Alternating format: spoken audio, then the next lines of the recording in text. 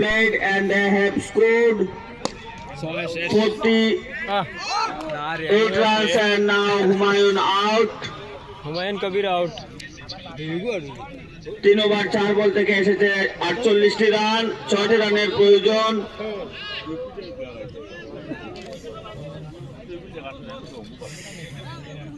বলা যায় সম্মুখে শাহরিয়ার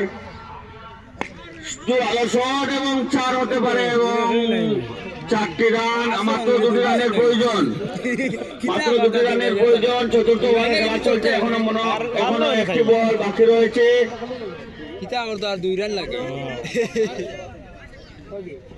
দলীয় খাতা রান 52।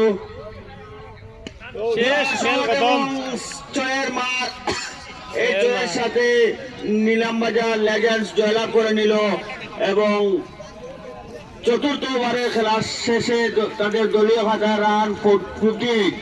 ধন্যবাদ নিলামবাজার লেজেন্ডস এবং HR ফার্মার জন্য। Next time better luck.